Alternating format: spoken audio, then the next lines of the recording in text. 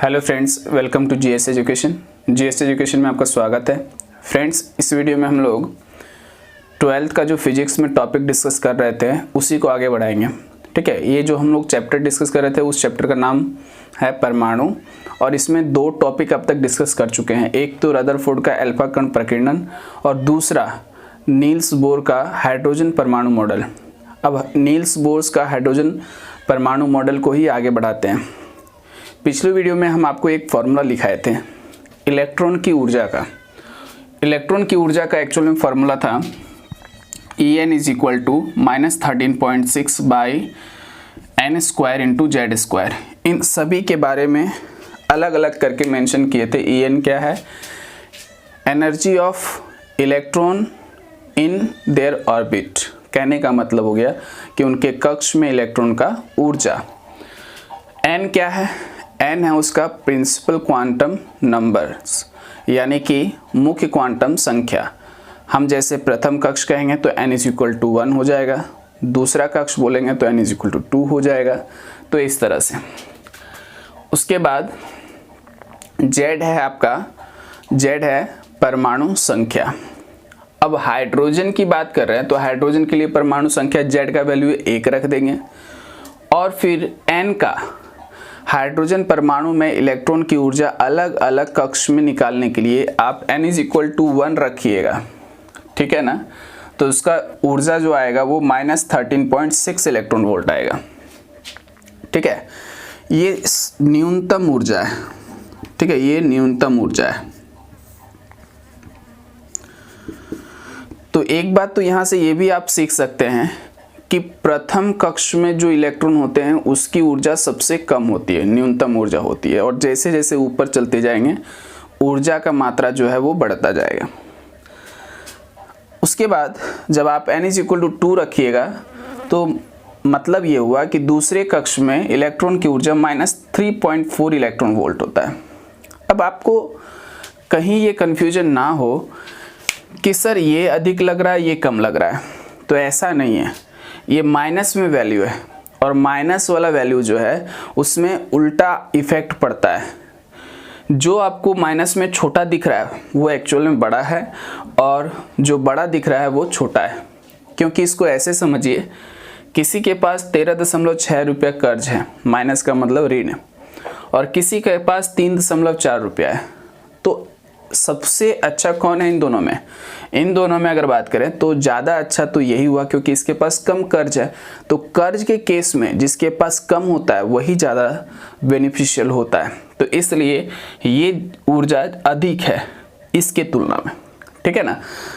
तो कहने का मतलब हो गया पहले कक्ष में इलेक्ट्रॉन की ऊर्जा -13.6 इलेक्ट्रॉन वोल्ट। बट ये याद रखिएगा जितना भी एनर्जी निकाल रही है सिर्फ हाइड्रोजन के लिए, और आपसे एग्जाम में हाइड्रोजन का ही पूछेगा, दूसरे का नहीं पूछेगा। ठीक है, आप वैल्यू डायरेक्ट याद रखिए। पहले कक्ष में इलेक्ट्रॉन की ऊर्जा -13.6 इलेक्ट्रॉन वोल्ट, दूसरे कक्ष में -3.4 इलेक्ट्रॉन वोल्ट, तीसरे कक्ष में -1.51 इलेक्ट्रॉन वोल्ट। ये सब वैल्यू जो है आप यहाँ 3 रख के आप फाइंड आउट कर सकते हैं, ये वैल्यू आएगा। ठीक है, तो ये एनर्जी लेवल है। ओके, प्रथम कक्ष में, दूसरे कक्ष में, तीसरे कक्ष में, चतुर्थ कक्ष में, ऐसे करके। ठीक है, आपके लिए ये 3 वैल्यू इंपॉर्टेंट है।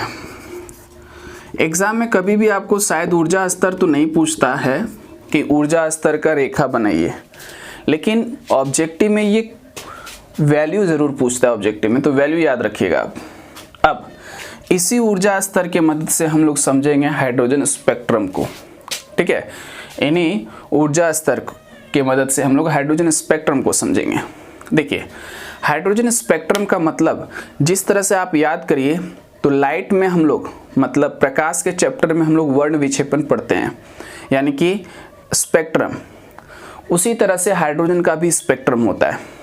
ठीक है, स्पेक्ट्रम इसलिए कहा जाता है क्योंकि जब इलेक्ट्रॉन एक कक्ष से दूसरे कक्ष में कूदता है तो या तो फोटोन बाहर निकलता है या तो फोटोन जो है वो अंदर की ओर अवशोषित होता है। यही 2 काम होगा। बट यहाँ पर जो हम लोग सीखेंगे वो हम लोग सिर्फ ये सीखेंगे कि उच्च ऊर्जा सेल से निम्न ऊर्जा सेल की तरफ इलेक्ट्रॉन जो है वो आएगा।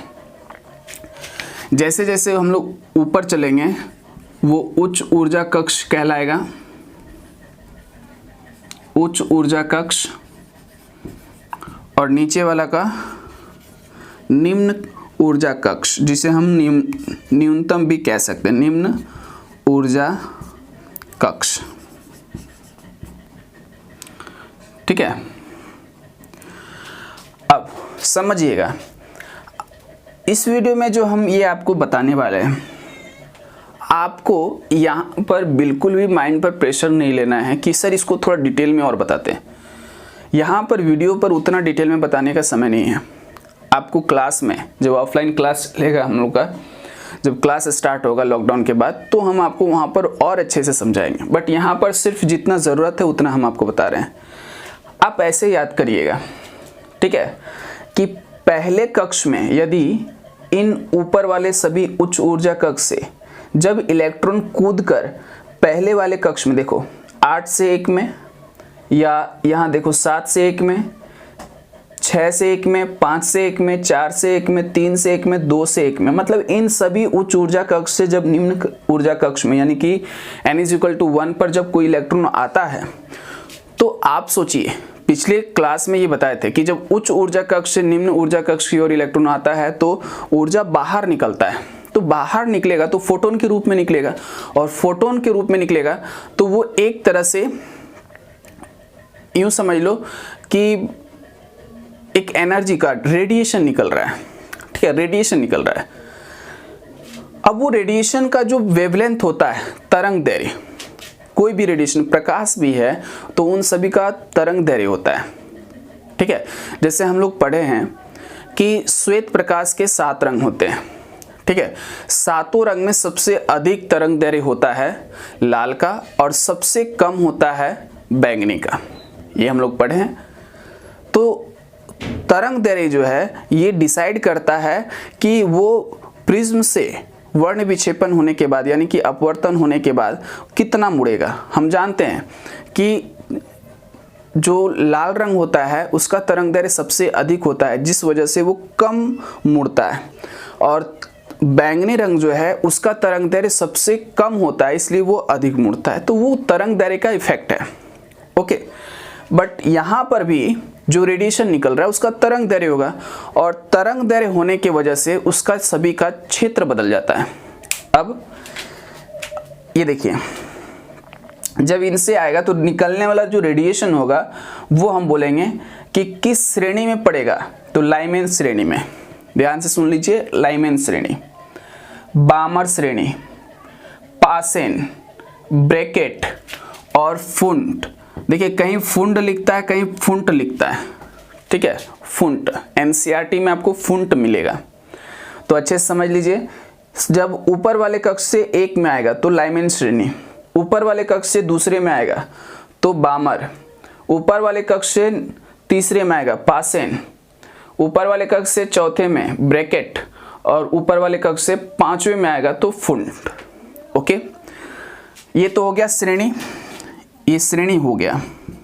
ओके, और ये जो लाइन खींचे हैं आप सही से अच्छे से जूम करके लिखिएगा यहाँ पर। अब देखो, इसे कहा जाता है लाइन को हाइड्रोजन लाइन स्पेक्ट्रम। ये लाइन खींचते हैं हम लोग। तो लाइमेन श्रेणी, ये बामर श्रेणी, आप लिख लीजिएगा हर जगह, बामर श्रेणी, पासेन श्रेणी, ब्रैकेट श्रेणी, फुंट श्रेणी। ओके, अब ये श्रेणी जो है वो तरंग दैर्घ्य के किस क्षेत्र में पड़ता है, तो ये पराबैंगनी क्षेत्र में पड़ता है। ओके, लाइमेन श्रेणी इंपॉर्टेंट है एग्जाम के लिए। लाइमेन श्रेणी पराबैंगनी क्षेत्र में पड़ता है, बामर श्रेणी दृश्य क्षेत्र में पड़ता है, पासेन अवरक्त क्षेत्र में, ब्रैकेट और फुंट ये दोनों जो है वो अवरक्त क्षेत्र से बाहर, ठीक है ना, अवरक्त क्षेत्र से बाहर पड़ता है। ओके, तो आज के इस क्लास में हम लोग इतना ही सीखेंगे, बट यूं समझ लीजिए कि इस चैप्टर से जो इंपॉर्टेंट ऑब्जेक्टिव के क्वेश्चंस बनते हैं वो यहीं से बनते हैं, वो हम इंपॉर्टेंट मार्क कर रहे हैं। ध्यान से देखिए, एक तो ये एग्जाम में पूछा गया कि लाइमेन श्रेणी किस क्षेत्र में पड़ता है, तो आप याद रखिएगा पराबैंगनी क्षेत्र में। ओके, ये पूछा गया है कि ये क्वेश्चन डायरेक्टली इस तरह से अब इसमें नहीं पूछा है कि बामर श्रेणी किस क्षेत्र में पड़ता है, ये नहीं। ऑप्शन दे दिया गया और बोला कि निम्नलिखित में से किस हाइड्रोजन स्पेक्ट्रम जो है वो दृश्य क्षेत्र में पड़ता है। तो ऑप्शन में दिया हुआ था दृश्य क्षेत्र में पड़ता है कौन सा श्रेणी, बामर श्रेणी। ठीक है, ये भी इंपॉर्टेंट है। ये इन दोनों को लेकर अब तक क्वेश्चन एग्जाम में पूछा गया, बट आने वाले एग्जाम में हो सकता है कि अब इन सब से क्वेश्चन पूछ दे, लेकिन पूछने का जो तरीका होगा वो सेम होगा कि आपको या तो श्रेणी पूछेगा और नहीं तो क्षेत्र पूछेगा। ठीक है ना, तो आप इतना बस याद रखने का प्रयास करिए। आप एक बार में डायरेक्टली ऐसे याद कर लो, लाइमेन श्रेणी, लाइमेन, बामर, पासेन, ब्रैकेट, फुन, आपको याद हो गया। सीक्वेंस को थोड़ा थोड़ा ऊपर लेकर जाइएगा। अच्छा, और श्रेणी को यानी कि क्षेत्र को आपको ऐसे याद कर लेना है कि पराबैंगनी क्षेत्र में, दृश्य क्षेत्र में, अवरक्त क्षेत्र में, और बाकी जो दोनों है वो अवरक्त क्षेत्र से दूर। ओके, तो इस तरह से आप इन दोनों ही पिक्चर्स को अच्छे से ड्रॉ करिए और ड्रॉ करने के बाद उससे अच्छे से समझकर, है ना, याद करने का प्रयास करिए। डाटा याद करना ज़रूरी है और जहाँ जहाँ इंपॉर्टेंट पॉइंट लगाए हैं वो तो आपको अच्छे से याद हो ही जाना चाहिए। ठीक है, तो इस वीडियो में इतना ही रखते हैं। हम लोग मिलेंगे नेक्स्ट वीडियो में नेक्स्ट टॉपिक के साथ। ठीक है, तब तक के लिए आप लोग लगातार जो भी है आपके पास लिखा हुआ वो आप उसको पढ़ते रहिए, दोहराते रहिए। ओके, और मैथ्स में जो रेगुलर वीडियो अपलोड कर रहे हैं उसको ध्यान से देखते जाइए। ठीक है फ्रेंड्स, यदि आपको पसंद आ रहा है तो लाइक करें, दोस्तों में शेयर जरूर करें, शेयर करना मत भूलिएगा, और सब्सक्राइब नहीं किया तो सब्सक्राइब कर लीजिए। ओके, मिलते हैं नेक्स्ट वीडियो में।